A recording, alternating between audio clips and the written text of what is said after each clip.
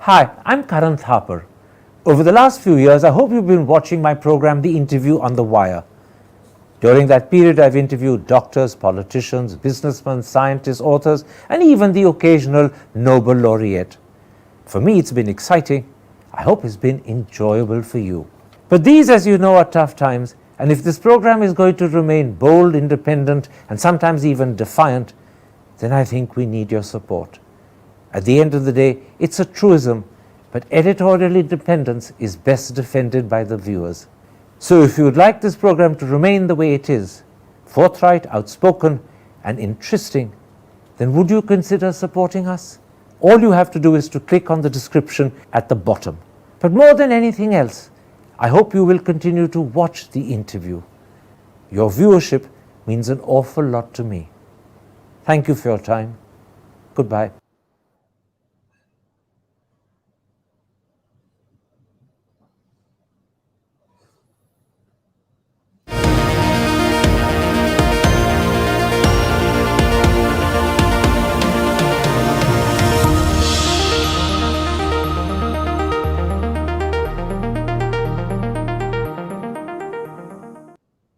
Hello and welcome to a special interview for The Wire. 2.5 years into the pandemic and 3.5 months into the Ukraine war, what is the state of the Indian economy? That is the key question I shall put today to India's former chief economic advisor, now professor of finance at the Indian School of Business in Hyderabad, Krishnamurthy Subramanian. Professor Subramanian, let me start with that simple question I put into the introduction. How would you describe the state of the economy 2.5 months after the start of the Ukraine war and 2.5 years after the pandemic? How would you describe the state of the economy today? Good morning, viewers, and thanks a lot, Karan, for inviting me. I think you've correctly posed the question in two parts because there have indeed been two global economic shocks, the once-in-a-century pandemic and now the Ukraine war. If you take the effect of the Ukraine war, the two key aspects that we have to look at is inflation and growth, and especially growth going forward. If you look at the United States, for instance, in 13 states now, the gasoline price is more than $5. This is 5 times more than what it was 2 years back. And this is, and the United States is the largest producer of oil. If you take a look at their inflation, their latest print is about 8.5%. I've lived in the US for close to a decade. Typically 2% inflation, that's the average that they've had. So they've had about 400% more inflation than what has historically been the case. A similar increase for the European Union as well. In contrast, if you look at for India, if you look at the data from 1960 to 2020, the average inflation has been 7.5%. So if you look at even the latest print, which is high in absolute numbers at 7.8%, it's 4% greater than the historical average. So let's compare, therefore, 4% higher versus 400% higher. That's 100 times greater, no? So on the inflation side, I think we're clearly doing much better than the advanced economies. Let's look at some of the emerging economies.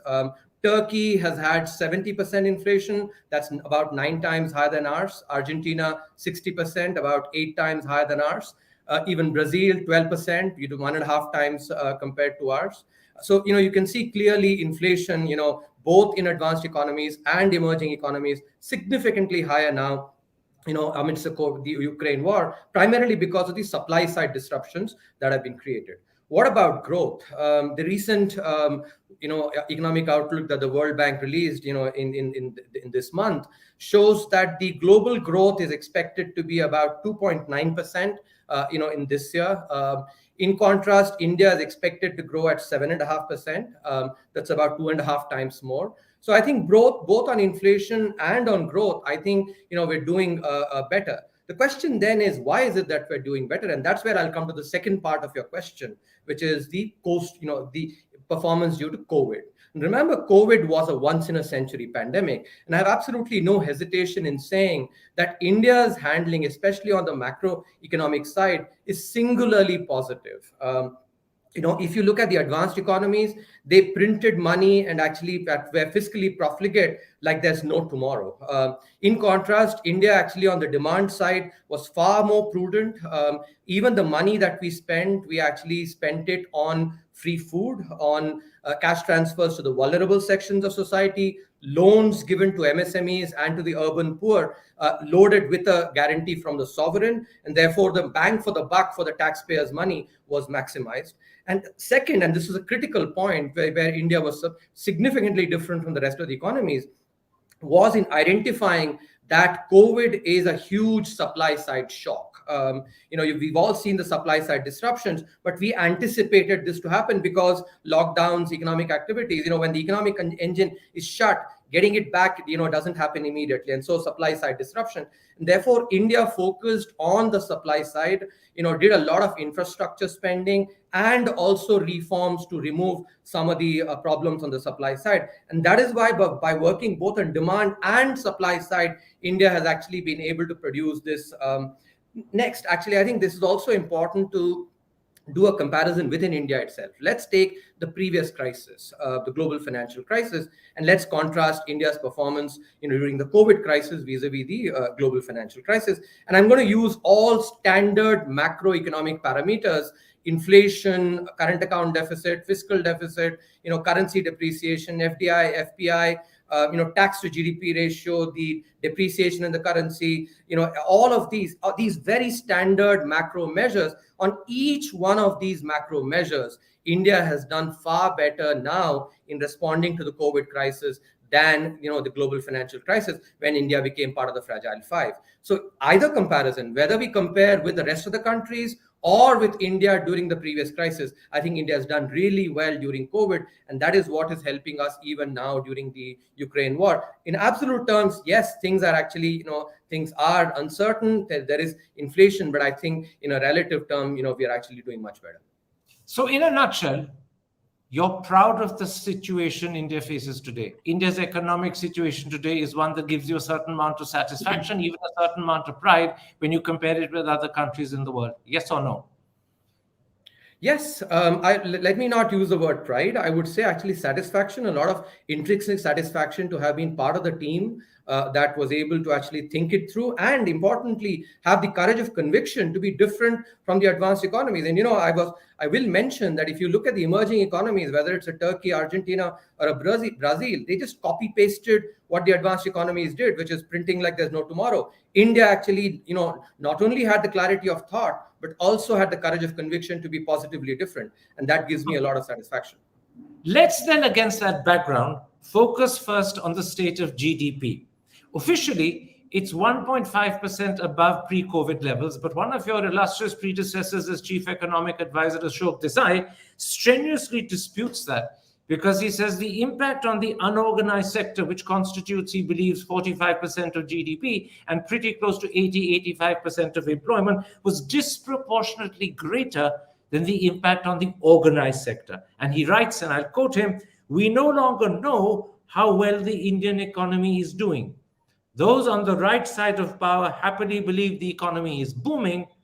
Those familiar with shocks on the ground assume the worst." How do you respond to that very skeptical, cynical point of view? So first, a quick correction, Karan. We are 1.7% higher compared to pre-pandemic levels, not 1.5%. And as for the comment by Mr. Desai, I think it's useful to analyze here by unpacking this, by lifting the hood, if you will. So I'm going to use the 2020 NSO data, National Statistical Organization data, to actually look at various sectors that contribute to the informal sector in the economy. So agriculture first actually contributes 40%, and we know very well agriculture was not impacted at all, even in the pandemic year. Did you say 40% or do you mean 14%? 40. Agriculture, I'm using the NSO data, and I'm going to give you the other sectors as well. So of the informal sector, mark my words, of the informal sector, agriculture contributes 40%. Next, if you come to real estate and other related services and construction, together they contribute about 30% to the informal sector. And if you look at the growth of these two sectors, real estate grew at 6.5% in the 2-year period compared to pre-pandemic levels. Construction has grown at 3.4%, about 3.5%. So these are clearly above, the levels, pre-pandemic levels. And so I do not think, therefore, the informal sector here would have been as adversely impacted.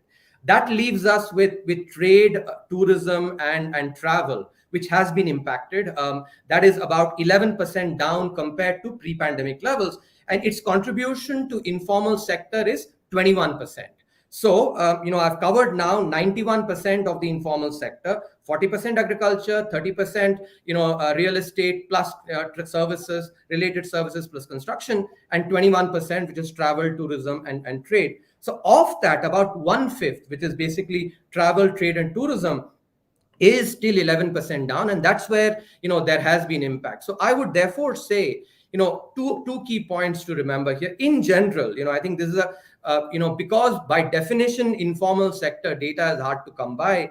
It's very hard to say exactly what is the impact, and I've therefore provided you a very careful sectoral analysis of this. One more point that is important to keep in mind is what we economists call hysteresis due to a crisis. Hysteresis is basically just a word for sort of some long run, medium term impacts. Once the crisis has blown over, still impact that is there. And here, I think it's useful to distinguish between the formal sector and the informal sector. See, what happens in the formal sector is that, it's capital intensive. Formal sector firms borrow from banks and other financial institutions to actually, to sort of finance that capital.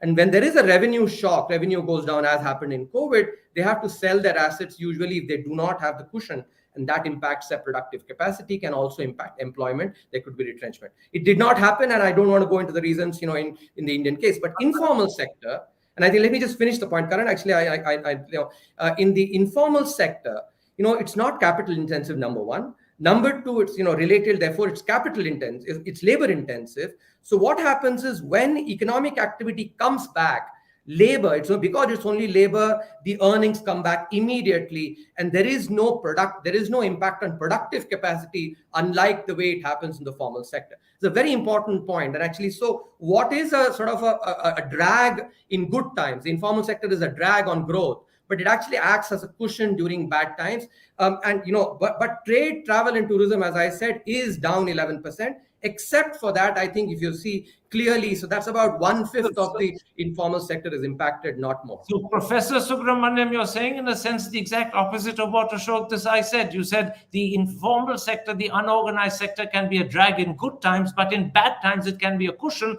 And therefore, his point that actually in this very bad time, we have no clear idea of how the unorganized sector is working, which is why he disbelieves that the economy has crossed pre-COVID levels by 1.7%.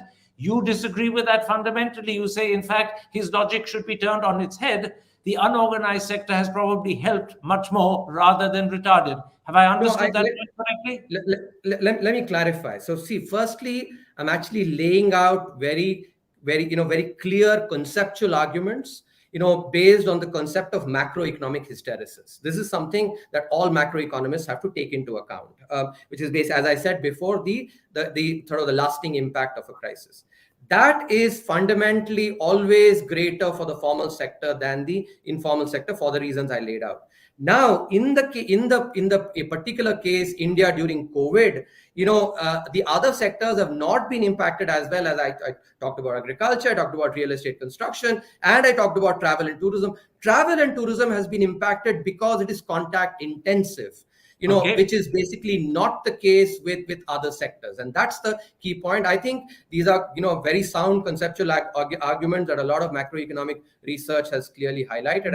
I'm basing my arguments based on that. Let me reply as I think Ashok Desai would reply if he was sitting in front of you. I'm imagining his reply. This is not his actual reply, but I think this is the logical answer he would give you. He would say, even if one accepts that GDP has crossed pre-pandemic levels by 1.7%, in per capita terms, both GDP and consumption are below pre-COVID levels. And if you add to that the fact that Mahesh Vyas, the head of the CMIE, the Center for Monitoring the Indian Economy, has told me that in fact consumer sentiment is probably still 30% below pre-COVID levels, that clearly means whatever the GDP may be in actual terms, as far as the ordinary average Indian person is concerned, i.e., the vast majority of the country, their living standards are below pre COVID levels. That, I imagine, would be Ashok Desai's response to you. So, Karan, as I had mentioned, and you started your first question, by mentioning the COVID pandemic and the Ukraine crisis. These are both global economic shocks, and in fact, the COVID pandemic is a once in a century pandemic. I think any unbiased assessment and unbiased commentary on the Indian economy, therefore, has to be cognizant of these two global shocks. I'll give you a parallel. It's said that a rising tide lifts all boats. Conversely, therefore, a falling tide actually sinks all boats as well. Now, India, as I've given you, and I've given you statistics based on fundamental macro parameters. India has withstood this falling tide, far more resiliently than others. In which case, to basically say that when there is in the falling tide, when all other ships have sunk, yes, our ship has basically, maybe the floor has gotten damaged, or maybe the hull has gotten damaged.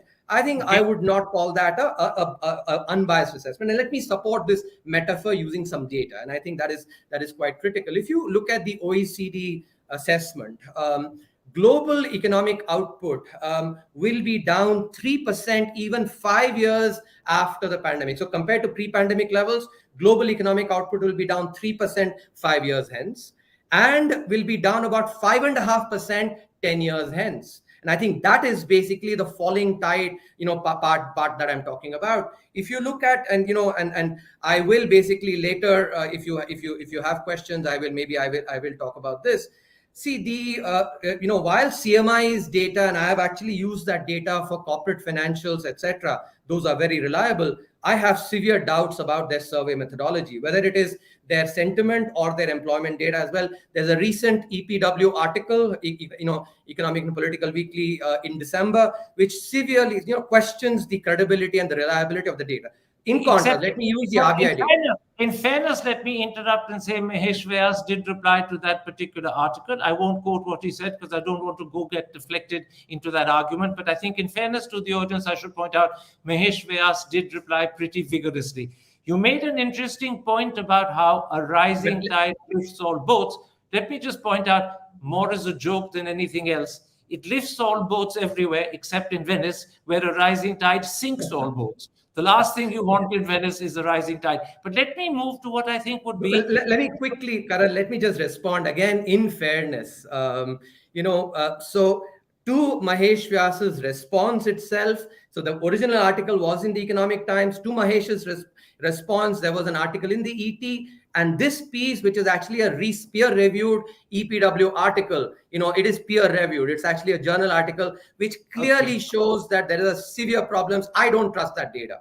Okay, let's leave us and the CMI out of this, because that's a deflection. Let's come back to GDP. I accept your point. That's exactly what I was going to come back. I accept your point that you have deep reservations about the CMIE. I'm also pointing out to the audience that Mahesh Vyas resolutely and valiantly defended himself. But let's leave that aside. Let me come. But do add, Karan, please do add that, to Mahesh Vyas's response as well, the authors responded, and then they have an article as well. I think that will complete the picture. But you pointed that out. That out. Let's then come to what I imagine, and again, this is my imagination, would be Ashok Desai's second response to your argument. Can I just finish that point, Karan? Can I just finish that point? So I was going to use the RBI's, consumer confidence index, which is actually instead of the CMI one, because as I said, it's official data, far more reliable, not as dodgy, unreliable as the CMI data. If you look at the future expectations index of the RBI March 2022 data, compare it to March 2020, they both are at 115.2, exactly the same. That also buttresses the point that I made, why the CMI data is unreliable. I accept that you're beautifully researched, but let's move beyond the CMIE to what I believe would be Ashok Desai's imaginary second response to the question I asked you about GDP. He would say, look at the sloping GDP graph for the last 4 quarters. It's 20.1, then it's 8.4, then it's 5.4, then it's 4.1. And I would add, very possibly, GDP for the first quarter of the new financial year will be affected adversely, A, by food price, secondly, by the price of energy and commodities, thirdly, by the Ukraine war, and God forbid, if the Islamic situation that country faces as a crisis at the moment gets out of hand, it could be affected by that as well. So clearly, the news that's lurking at the end of the horizon is not good news necessarily. So let me respond to that. Your earlier questions have all, and correctly so, have done a comparison, vis-a-vis the pre-pandemic level, and we've 2 years now into. So I think the right thing, therefore, to do is to look at 8-quarter numbers rather than just quote the last 4-quarter numbers. And let me quote the same numbers now: minus 23.8, minus 6.6, 0.7, 2.5, 20.9. 20.1, 8.4, 5.4, and 4.1. Now, if you look at it, basically, rather than just picking the last 4 numbers selectively, if you pick the 8 numbers over the last 2 years, I think the picture actually does not appear as bad. And secondly, can you explain why it's bad? Because the decline of the last 4 quarters remains unchanged. So how does the picture improve? Well, no. Let me finish the point, right? So, as I was saying earlier as well, this year the global economy is projected to grow at 2.9%. In contrast, India is projected to grow at 7.5%. This is actually taking into account some of the downside revisions because of the risk factors that you mentioned. So, a growth from the RBI, 7.2 from the RBI. Can I finish? Sure. Karan, so in a environment where the global economy is going to grow at 2.9%, in India growing at 7.5%, 2.5 times compared to the globe, does that sound like bad news to you? At least to me, it doesn't, and I'm sure the viewers, actually, based on these numbers, will agree with what I'm saying as well. I suppose the question would be, are we growing well in comparison to other countries, or are we growing well in comparison to our potential and what we should be doing and what we need to do? And it's on the second that people have problems. And in the light of that second, let me put to you the imaginary third question Ashok Desai would have were he sitting in my place. He'd say, even though we've got back to pre-COVID levels in terms of actual GDP, in terms of GDP trajectory, the RBI itself predicts, and it's the RBI I'm now quoting, that we're not going to get back to pre-COVID levels of GDP trajectory till 2034, 2035. That's, forgive me, 11, 12 years away. And do you know what Pranab Sen, the country's former chief statistician, said to me? He said, this is a permanent lowering of the pre-COVID growth trajectory. That is the hit we've taken. Correct. And I think I've already said it, once, but maybe this is so important that it needs emphasis, and therefore I'll say it again. I'll just remind the viewers about the metaphor of the falling tide, and especially the data. As I mentioned earlier, OECD has projected that, if you look at the global economy, it'll be down 5.5% over, in the next 10 years. So that's point number one. If you look at emerging, and developing economies, the output loss there is in double digits. That's the falling tide that we're talking about. And I think any unbiased commentary cannot ignore the fact that basically not just the Indian economy, but the global economy itself has undergone these global shocks, once in a century pandemic. So I think just to ignore the the shock that has come and pick these numbers or quote these numbers in absolute, I think actually doesn't do justice to good analysis. And one more point. I think the same OECD and IMF assessments actually, in fact, IMF, for instance, says that neither employment nor output is actually going to be returning back, for global economy till 2026 to pre-pandemic levels. Second Okay, point, I'm and this glad. is I'm glad you're quoting OECD, because I'll point out to the audience just 24 hours ago, OECD reduced India's growth for this year from roughly 8.1% to 6.9%, which is even below the Reserve Bank 7.2%. But let me pick up on certain specific sectors of the economy, and this will be my so last let me question. can I just finish, because this is an important question that you Go, raised, go. right? So I think the last point, which is, and you related very well to the potential growth before. If you look at the projections for every other emerging or developing economy, none of those countries are returning back to their potential growth pre-pandemic. In contrast, India's potential growth pre-pandemic was between 6 to 6.5%. And World Bank actually itself, and I'll quote from the World Bank's recent, World Bank is assessing it at 7.5%, and I'll read this quote. World Bank is saying growth will be supported by fixed investment undertaken by the private sector and by the government, which has introduced incentives and reforms to improve the business climate. I think this is Professor World Subramanian, Bank giving credit for the policy that basically was done to improve potential growth. So I think, Professor again, when you Subramanian, look at it in the right Professor perspective, Subramanian, Professor Subramaniam, not for a moment would I deny, and no, I imagine would Ashok Desai, if he was sitting in my place, that we've actually got back to pre-pandemic levels, although Ashok Desai has deep questions about that, but in the end, he'll probably accept that 1.7% figure is not imaginary. He just thinks that it's questionable and debatable.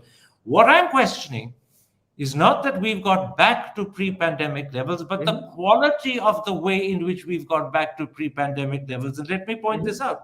Recently released figures by the National Statistics Office show that mining and construction are virtually at the same level they were at pre-pandemic levels. In other words, 2 years of growth in those two sectors has effectively been lost out. And remember, construction is the second biggest employer in the country. And then, as you mentioned yourself, a very considerable proportion of the service sector, and the service sector as a whole accounts for 57% of GDP. This very proportion of the service sector, it's a very considerable proportion which contains trade, hotels, transport, communications, alone accounts for 30% of employment. That is down, as you said, 11%. So we may have got back to pre-pandemic levels of growth, but, and this is the point, this is clearly a K-shaped recovery. The organized sector is doing well, it's earning profits. The unorganized sector and MSCs are languishing. It's K-shaped, the recovery. That's the problem. It's not V-shaped as you used to insist when you were CA. So I'll respond on the K-shape later. But first, let me point out, correct the numbers here. See, services cumulatively, all services together accounts for 57 to 58% of GDP. But if you take travel and tourism, trade, travel and tourism, that accounts for actually 20% of the informal sector approximately. And if you take and I don't have the exact number for contribution to overall GDP, I would guess that it would be about 10 odd percent, may not be more than that, which means but it's 30% of employment. It's 30% of employment. Karan, I would like to finish my well-researched points here, data that I actually have, macro data. I'm not selectively cherry-picking data, so please allow me to finish mentioning these data points. So first point, as I said, services overall accounts for 58% of GDP, but rest of the services are doing really well. If you look at, it's only travel, trade and tourism that's down 11%. And so it is actually incorrect to say that services accounts for 60% and that's down 11%. That is not true. Okay, so fact correction. Point number two on the K-shaped recovery. I think I said that and I correctly predicted it at a time when everybody else, every other commentator was predicting doomsday for the economy. Let's recognize here that I think the K-shaped, the entire term is meaningless, because in any year, crisis year or otherwise, no sector of the economy basically will grow at the same rate as another sector. Let me give you an example. Take the global financial crisis. During the global financial crisis, manufacturing took a big beating while services actually was doing fine. That is always the case. Like the five fingers in a hand, sectors actually grow at different rates. That is just intrinsic to economics. So I think calling that a K-shaped recovery, I think, is disingenuous, because it actually is, based on a completely meaningless assessment. In fact, you're making a very clever point. You're saying all recoveries are K-shaped. It's intrinsic to economics that all recoveries will be K-shaped because some sectors will do better than others, and you can always characterize it K-shaped. I'd accept that answer. I won't That would be that would be putting the wrong words in my mouth, Karan. Let me clarify, given that the V-shaped recovery was a statement about the overall macroeconomic, the GDP. When you talk about K-shaped, it is basically about opening the hood and talking about sectors, which is always different. So I think the K-shaped is basically just a very empty rhetorical, point to try and undermine the fact that the V-shaped recovery that I predicted indeed happened.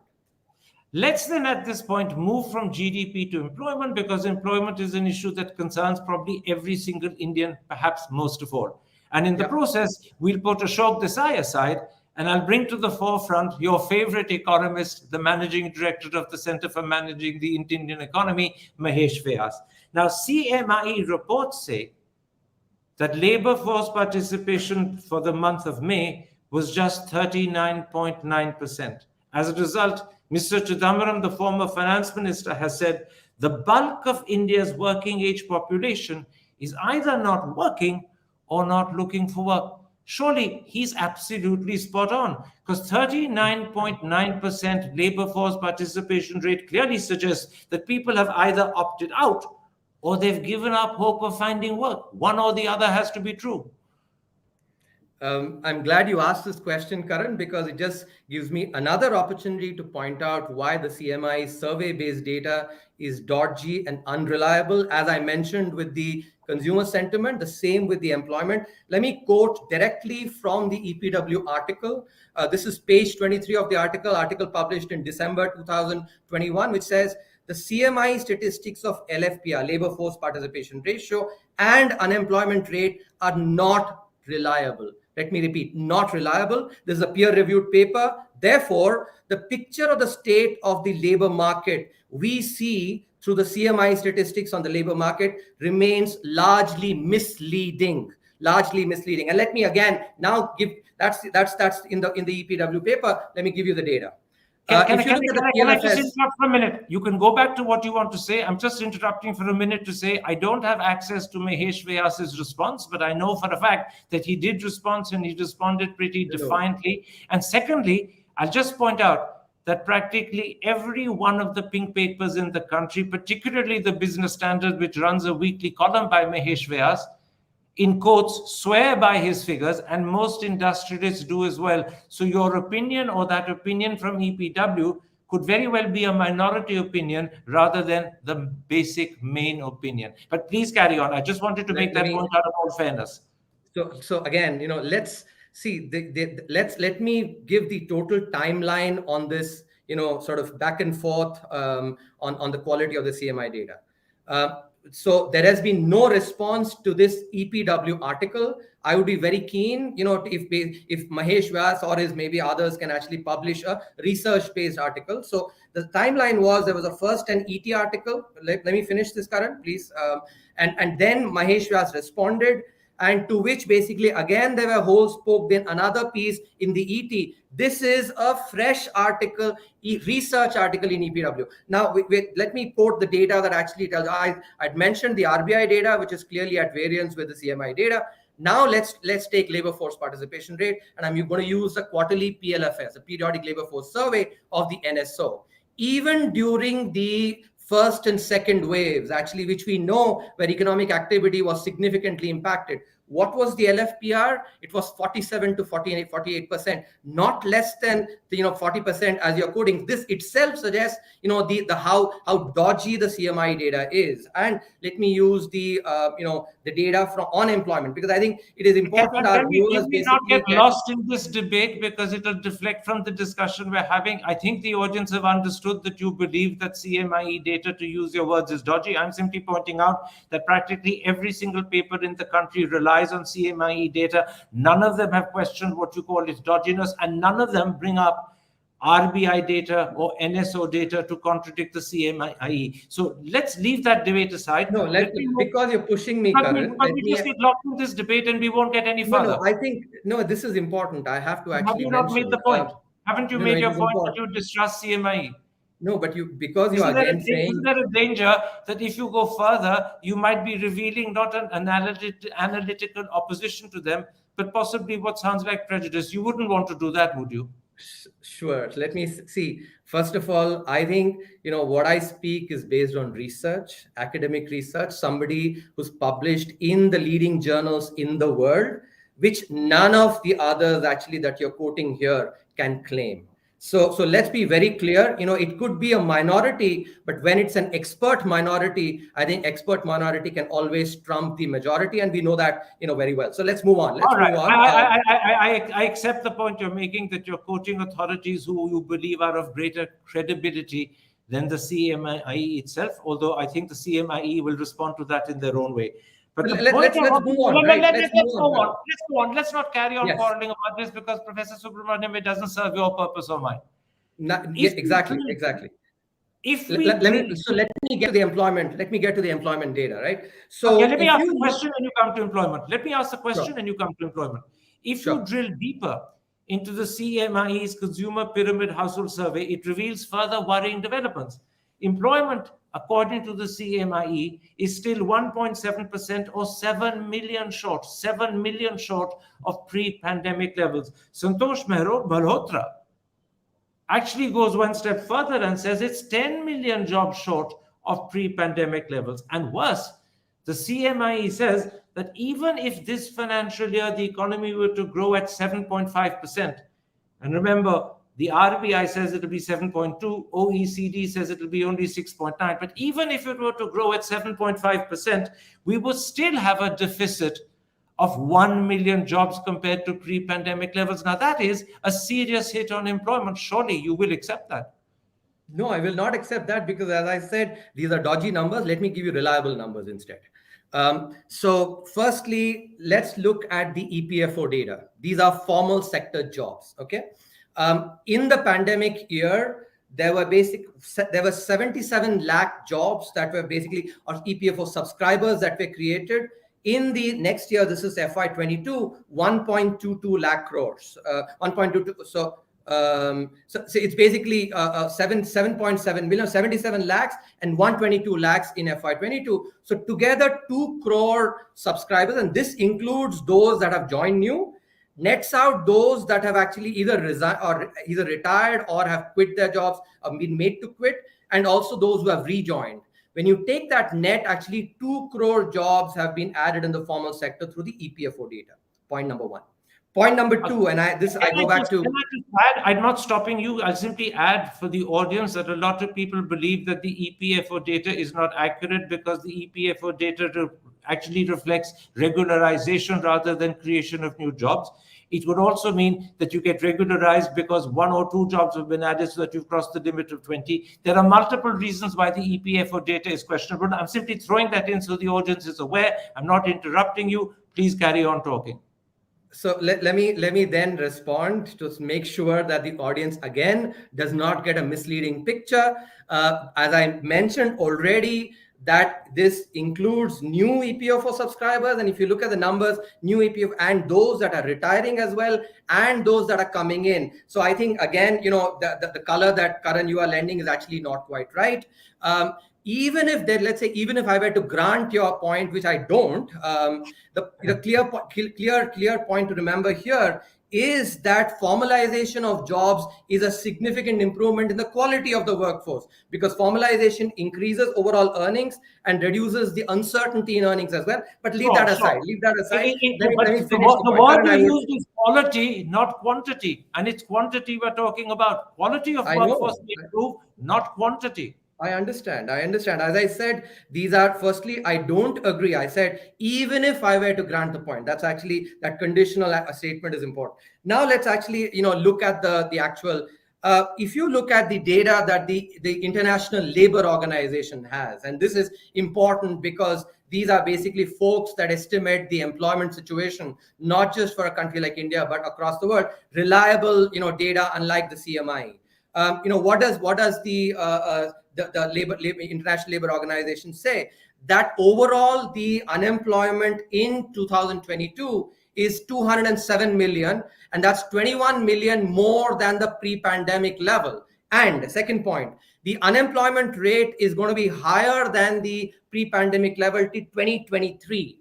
Also, the labor force participation ratio that you actually started your questions on employment with is down 1.4 percentage points compared to the pre-pandemic level. This is the global situation. So I think, as I said before as well, any biased commentary will basically look at India in isolation, and unbiased commentary will look at actually in the right comparison. Let me put it like this. The government's main hope of creating the number of jobs the country needs is by relying upon spending on infrastructure. Here now, I'm not going to quote the CMIE and Mahesh Vyas. I'm going to instead quote someone you worked very closely with, former Finance Secretary Subhash Garg. He seriously and strenuously disputes that what the government is doing in terms of infrastructure is actually going to create more jobs. He says, and I'm quoting him, as a result of high inflation, the construction and real estate industry is in a deep state of distress. Hear those words.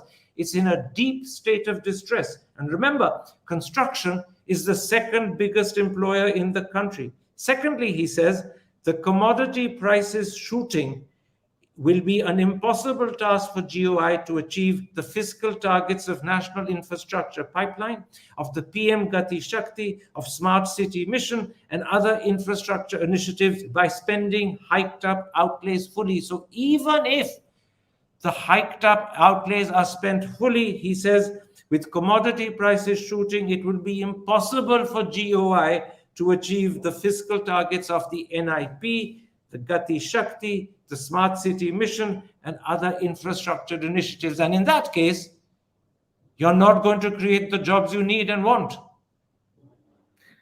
So I did. When Subhash Garg was the Secretary of Economic Affairs, I was the CEA. Let me point out the relevant data here, right? So if you look at the audited numbers that have just been put up by the CGA of Government of India, these are audited numbers, by the way, not an opinion of any individual. As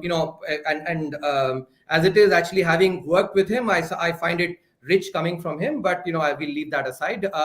So if we basically look at the numbers, the capital expenditure numbers for FY22, it's 6 lakh crores. The capital expenditure number for FY21 is 4.38 lakh crores. So that's a 37% increase in the capital expenditures, audited data, official data. Okay. Now let's come to the construction sector. Construction sector, again, NSSO numbers basically shows grew at 3.4% in the 2-year period when overall GDP has grown at 1.7%, so almost twice. So if, let's say, even if the economy grows at 6.9%, which is what you're talking about, using the OECD number, then I'm not going to take 2, maybe 1.5. The growth will at least be 10% plus. And if it grows at the World Bank number of 7.5, and I take the multiple of 2, construction sector should grow at 13, 14, maybe 15%. Can I interrupt? There will be jobs created there for sure. Can I interrupt? You're sidestepping the essential point he made. He said the reason why, in fact, it will be impossible to meet the NIP, Gati Shakti, Smart City, and other infrastructure initiative targets is because of shooting commodity prices. He was talking about the impact of inflation on construction and real estate. He says that is going to ensure that even if the expenditure is stepped up by whatever percentage you quoted a moment ago, inflation will actually hamper the implementation and achievement of those targets. That's his critical point. I was going to come to that, before you interrupted me, because I was clarifying, some of the color that he was throwing on the infrastructure numbers itself. See, the budgeted numbers for this year, if you look at the budgeted numbers, and they do take into account the higher commodity prices. So the budget does not ignore the higher commodity prices, because of the war and the supply side restrictions. That budgets a significant increase in capital expenditure. And overall, if you look at infrastructure, and I think let's look at it in a holistic manner. If you look at in the last decade, national highway, the overall highway actually has doubled from 70,000 kilometers to 140,000 kilometers. Distance traveled has reduced from 300 has increased from 300 kilometers a day to 500 kilometers. Similarly, port times have decreased from 5.5 to 5.3 days turnaround times to 2.6. This can't happen, Karan. These ground level differences cannot happen if there is actually not proper investment in infrastructure. And I think this is something that is, in order to do a sanity check for what kind of claims are being made, these ground level data I'm pointing out, so that we actually get the holistic picture, and our viewers, who actually I'm sure know when data is selectively cherry picked, that their intelligence is getting insulted, they will know that actually when you look at it in a holistic picture, who's talking economics and who's possibly doing something else. You're therefore saying that you completely and totally and fundamentally disagree with Subhash Garg. But are you also going so far as to say that he's selectively cherry-picking data, that he's insulting the sanity of the audience? Are you making all 3 points? As I said, actually, the clear point here is that infrastructure has indeed grown at spending on infrastructure and capital expenditure has grown at 37%. I've pointed you other numbers as well, and I think that it's not important that we focus on individuals. We focus on issues. When we focus on issues, I'm trying to warn the audience that they basically look at the aspects in a holistic manner, and therefore see who's selectively cherry picking versus who's actually giving a holistic picture.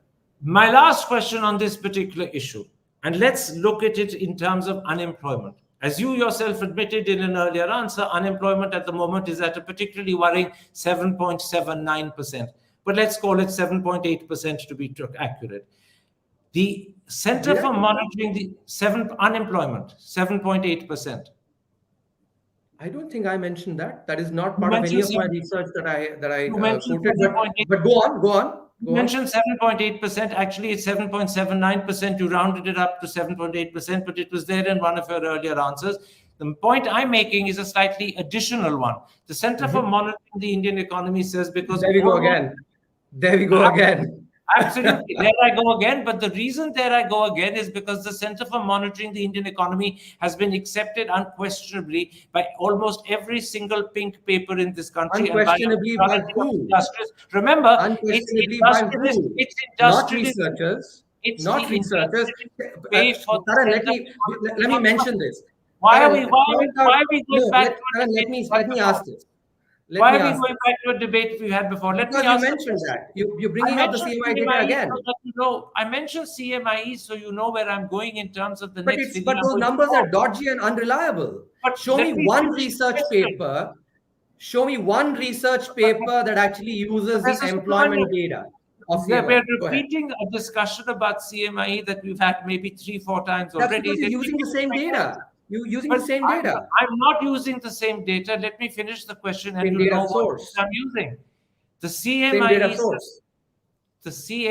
says that the present unemployment rate is 7.79%, rounded up to 7.8%. But worse, they point out, and this is the important point, they point out that because every single day more people enter the labor market than there are jobs for, by the end of this financial year, they predict that unemployment will touch 8.6%.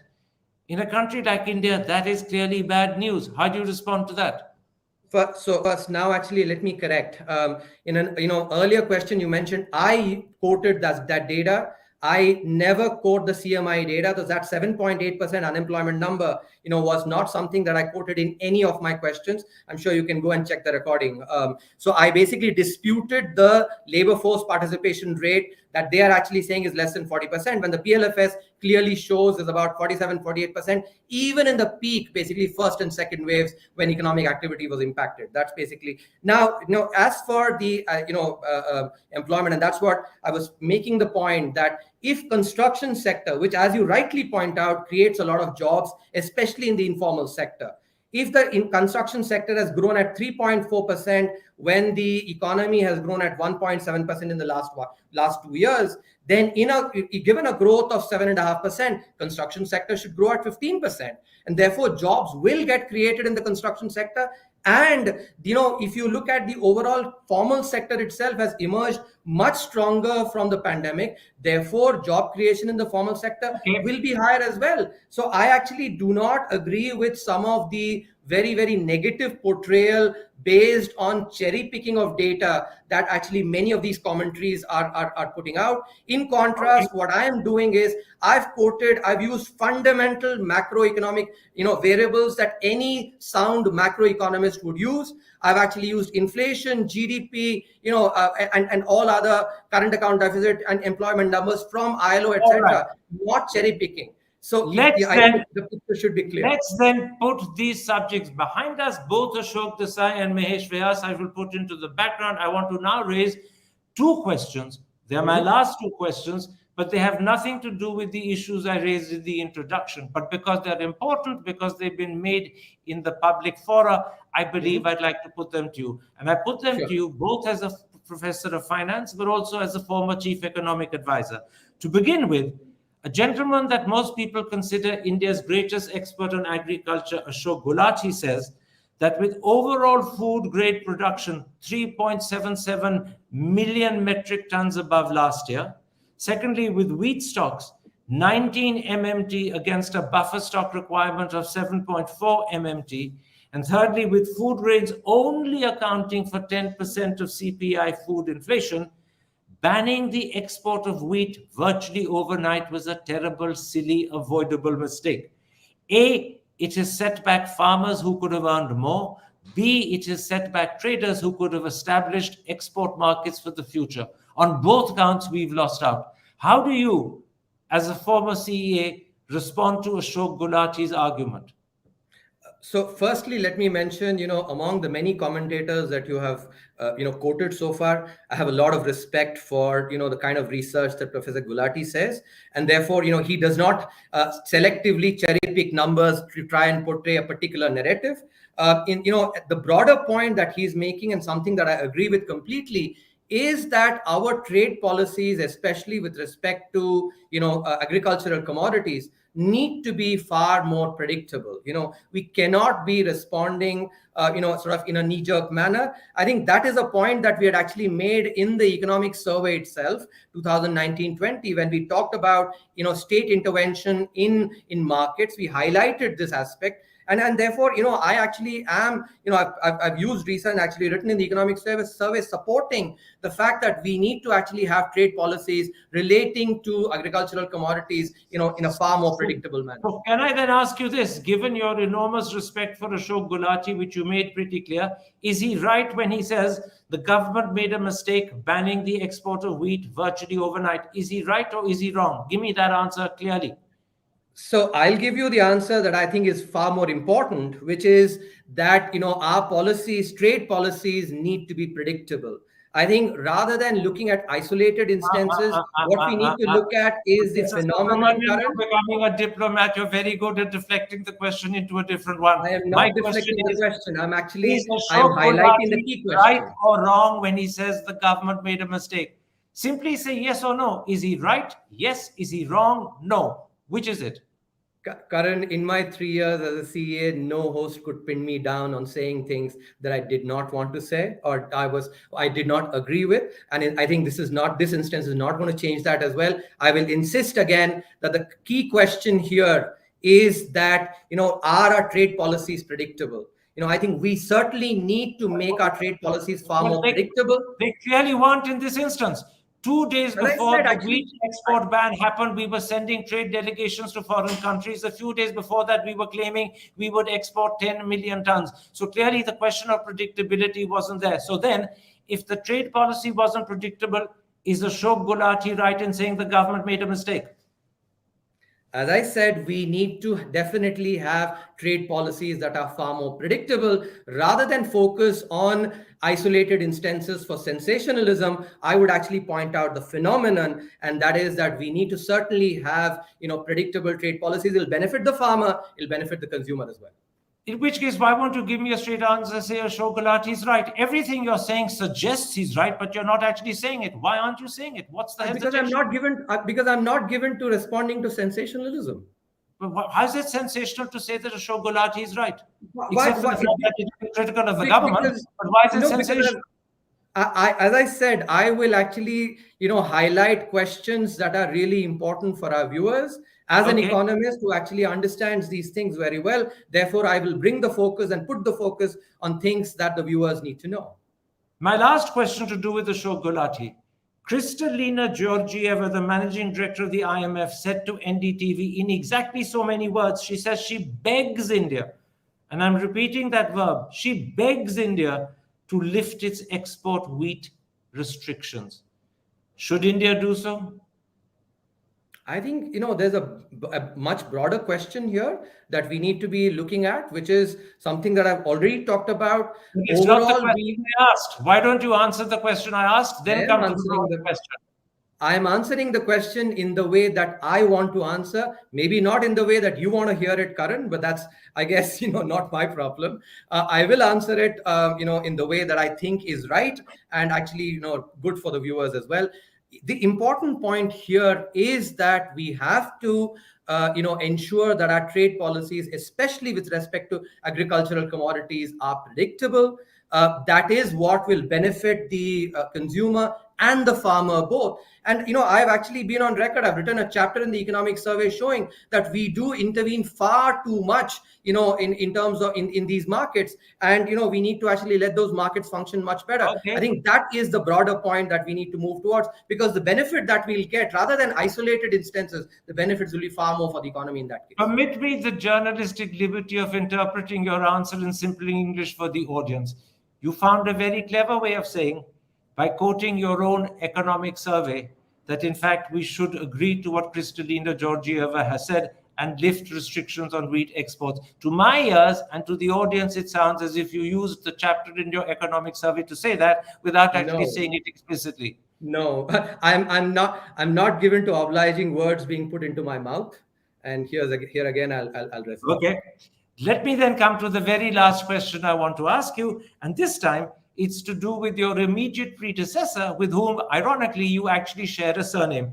Arvind Subramanian has sharply criticized India's Atmanirbhar policy. And since he did this in a very long, extensive interview to me, I feel I need to put it to his successor to see how you respond to his views.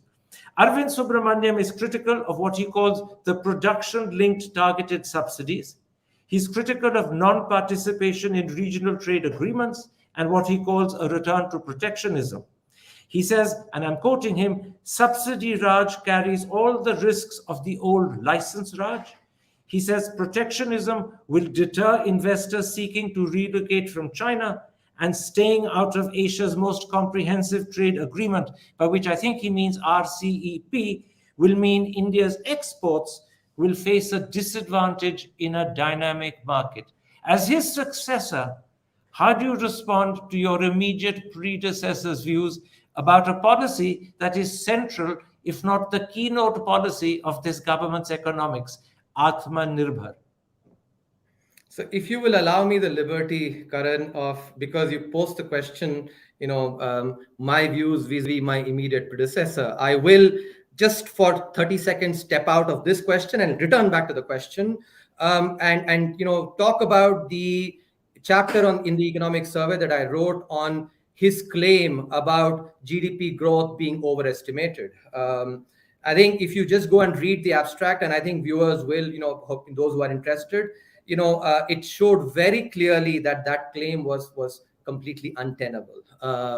It was a working paper, not a published paper that was peer reviewed. And I know for a fact, having been in such kind of seminars, if that study had been presented even in a PhD student seminar, it would have been dismantled. So I think Ouch, I'm going to follow ouch, up from there. I'm ouch. going to Let follow me up. just say, ouch, nothing Yeah. more. If it was Yes. presented at a PhD seminar, it would have been dismantled. Absolutely. And let me also add It that, doesn't know how to wound. let me also add that, after that chapter, actually, which is, which has its econometrics all right in the right places, statistics and econometrics, not a single commentator, including Arvind himself, could poke any holes into it. So now to the point about, Atmanirbhar Bharat, etc., right? I think what we have to be very, very cognizant about is that, when the global situation changes, our policies have to respond to it as well. As for exports and the claims that are being made, which, as I said, actually there is a certain trend to the claims, which is why I quoted that chapter. If you look at how exports have actually been growing, I don't see some of the pessimism that my predecessor is talking about. I mean, we basically have hit record levels in terms of exports. So and as for the Atmanirbhar Bharat policy itself, since the global financial crisis, not only here in India but rest of the world, some of the environment that we had before the global financial crisis, there has been a change, and actually it's a change that I don't think is getting reversed. And therefore, when the environment changes, and the fact that India has a very large consumer base which it can benefit from, I think our policies have to respond to that, cannot be basically in some hypothetical utopia. So your predecessor is flat wrong. That's what you're saying in polite but longer language. You're again trying to actually, what is a very nuanced point, that I've been making across the interview. You're trying to actually simplistically put it into a few words, which does not work, and I therefore again will not oblige you. But this time you rebutted with a warm, engaging smile on your face, which I think will speak volumes to the audience, regardless of the fact that what you actually said verbally may have been contradictory. I thank you for this interview, Professor Subramanian. It's been wonderful to break the ice with you. Now that it has been, I look forward to coming back to talk to you frequently. Take care. Look after yourself. I enjoyed the interview as well. Thank you very much, Karan. Over the last few years, I hope you've been watching my program, The Interview on the Wire.